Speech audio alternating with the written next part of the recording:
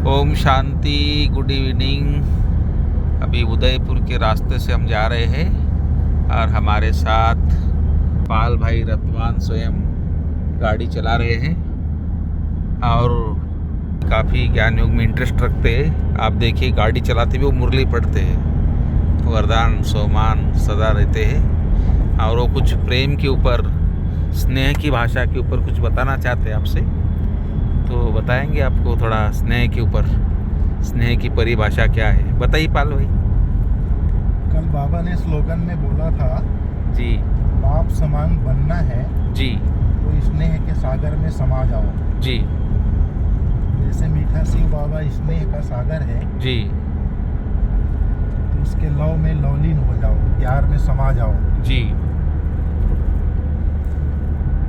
तो कैसे समाएंगे, उनके लव में लवलीन कैसे होंगे? एक्चुअल प्यार स्नेह प्रेम जो है, जी जैसे परम पिता परमात्मा सर्व आत्माओं से करते हैं, जी वैसे अगर हम लोगों का जी आत्मिक दृष्टि है जी तो सर्व आत्माओं के प्रति नेचुरल जी स्वाभाविक रूप से प्रेम होगा।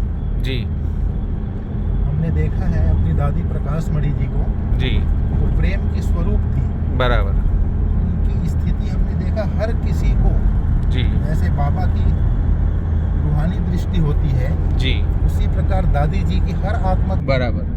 रूहानी दृष्टि के कारण हर आत्मा को दादी प्यार की दृष्टि से, हर आत्मा से दादी जी को प्यार था। जी जी चाहे वो सफाई का काम करने वाला हो, चाहे मतलब कोई भी कार्य क्षेत्र का व्यक्ति हो, दादी जी हर किसी से प्यार करती थी। जैसे परिवार में है, हमारा माता पिता से प्यार, माता पिता का बच्चों से प्यार होता है, माता पिता की हम संतति हैं, जैसे उनके साथ हमारा सहयोग करना, उनके साथ क्या प्यार का रिश्ता है, हम उसको सहयोग देंगे, अपने तन से मन से धन से सहयोग करते हैं। उसी प्रकार भाई बहन है हमारे, भाई बहन का हमारा क्या प्यार होता है, एक परिवार के नाते उनको भी हम सहयोग करते हैं, तन से मन से धन से जन से।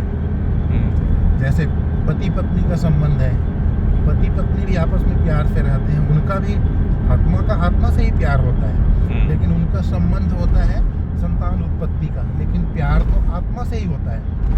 तो आत्मा अगर हम नेचुरल आत्मिक स्मृति में रहते हैं और आत्मिक दृष्टि से देखते हैं जी, तो स्वतः सबके लिए प्रेम का भाव होगा, स्नेह का भाव होगा, प्यार का भाव होगा। जी प्रेम जो है, कहा भी जाता है God is truth, God is love.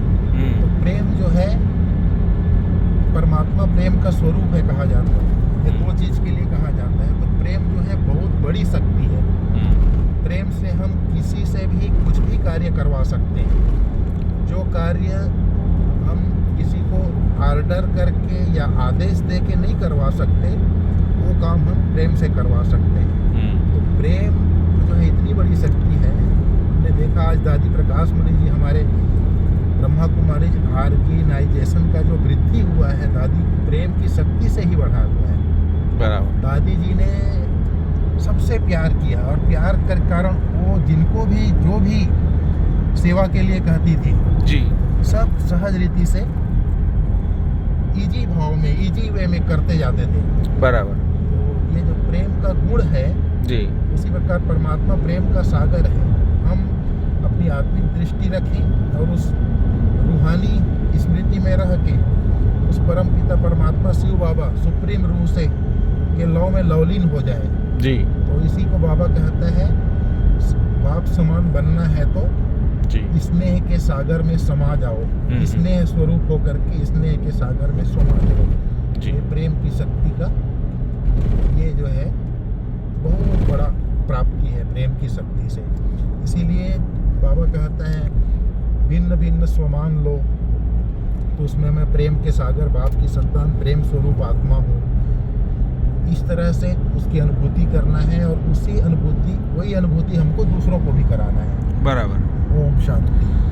बहुत बहुत धन्यवाद पाल भाई, आपने प्रेम की परिभाषा हम सबको बताई आपने सच्ची बात बताई कि प्रेम तो आत्मा का आत्मा के साथ होता है। संबंध भले शरीर का कुछ भी हो, चाहे भाई बहन का हो, पति पत्नी का हो, माता पिता का हो, बच्चे बेटे का हो, माँ बेटे का हो, संबंध कुछ भी हो, लेकिन आत्मा से ही प्यार है। तो एक माध्यम है उसका।